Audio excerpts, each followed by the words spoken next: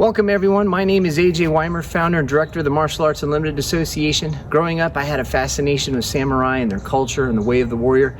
Moving to Japan back in the 1990s, I had the opportunity to learn about that.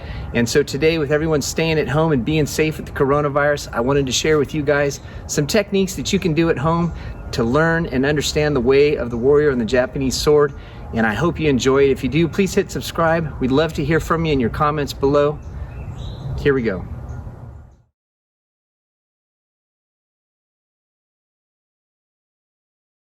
Back up here so you can see a couple of stances that we'll talk about. First is kind of a middle guard, and that's where I have my right foot forward.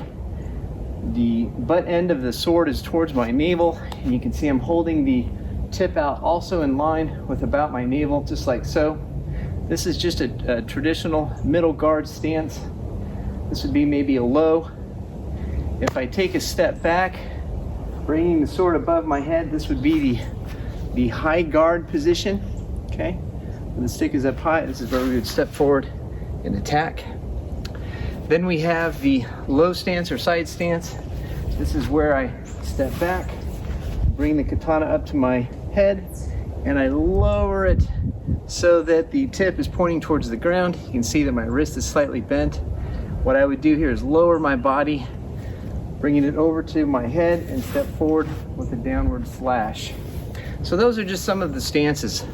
Let's talk real quick about the cutting with the sword. Now the Japanese sword, although it can cut along its full blade, ideally we're always aiming towards this very tip here. And so as I bring the sword down, think of it like I'm drawing a big circle around my body with the very tip of the sword. And so as I bring the bokken down, or the training katana down, I'm drawing this big circle, trying to hit with the very tip of the training sword. Okay, so those are some basics. Let's take a look now at some exercises that you guys can do and train at home.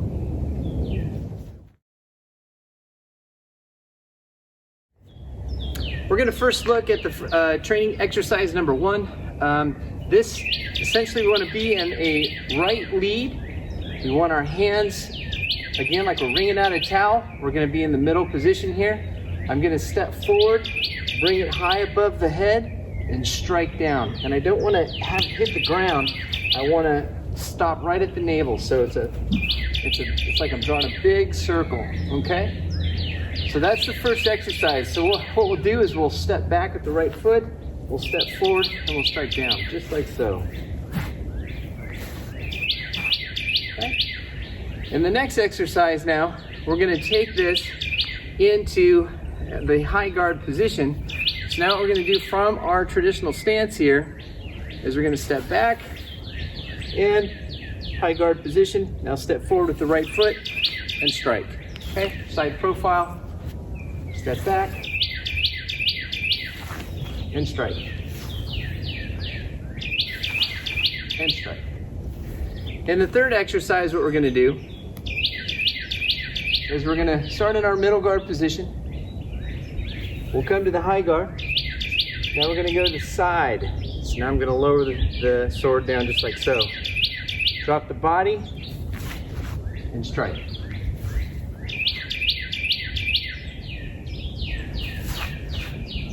Okay.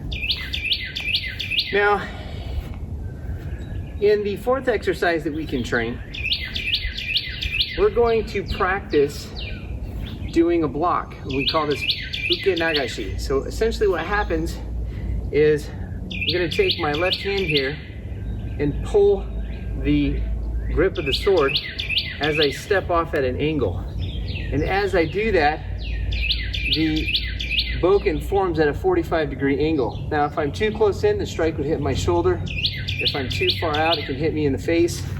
So essentially I'm just stepping, keeping that 45. My right foot then steps back like a moon shape. Notice now I'm in the high guard position and I can strike. Okay, let's look at that again. Just like so.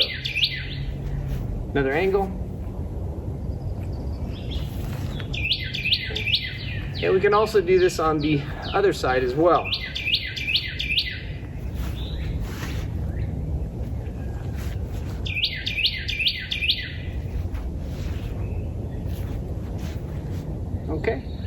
So that would be our fourth exercise.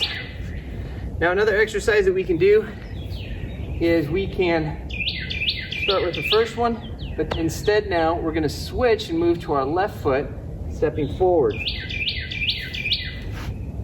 Now once I've taken about 3 steps, I'll rotate 180 degrees, notice the position of the sword, and now I can step with the right foot.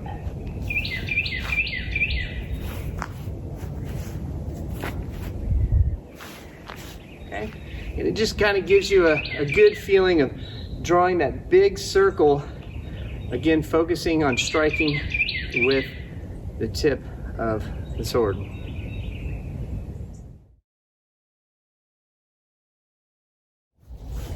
If you guys have a training katana at home or even a bokken, this is a great way to practice some of the basics of the art of Iaido. The art of Iaido is really built around 4 movements. The first movement is the draw. The second movement is the cut. The third movement, or chiburi, is the throwing away of the blood. The fourth and last movement is sheathing, or putting the sword back into the saya.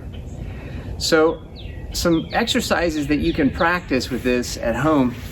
When I draw the sword, my hand is out, my thumb is always on top of the sword like so, and it will push the sword out to disengage or unstick it from its saya. To do this on the draw, I place my hand just slightly below the tsuka, or the hand guard. I'm going to push the sword out with my thumb. I will turn so that the blade is facing away from me. As I step forward, both hands are actually moving forward, so you can see that the entire sword is sliding forward. Now I'm going to pull back on the saya, or the scabbard here, and as I do that and I draw the sword, this pulls back, and that would be the draw. Chest out. You definitely want to inhale with good breathing. At this point, once the sword is drawn, I can now replace the scabbard back into its neutral position, and I bring my hand down to go into that middle position. Now we can step forward just like we learned on the first exercise. The next thing that we have though is the throwing away of blood, or the chiburi. To do this, what's going to happen, there's a lot of different techniques to do this, but very foundationally, we can place our hand on the belt holding the scabbard or the saya. We can step back and throw that blood away like so.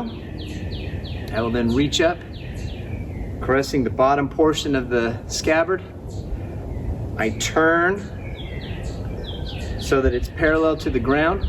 I bring the very base end of the sword up and pinch it. Now what's going to happen here is, as I'm in this position, is I'm going to open my hands up, kind of like I'm doing some kind of chest exercise, or I'm opening a bag. It's that same motion. Once I get and I feel the tip of the sword enter the saya, I want to turn and bring the scabbard up, the sword in, collapse it with the thumb, and bring them in together. And the idea is that you don't want the sword hitting the wood as it goes back into the sheath. It needs to be very clean, very quiet. And so everything is very intentional. And that's why this art can be very good for practicing and just kind of training the mind, disciplining every single and small movement. So let's look at this again from those 4 basic steps. So we have the draw, the cut, then we have chiburi, or the throwing away of blood, and then we have returning.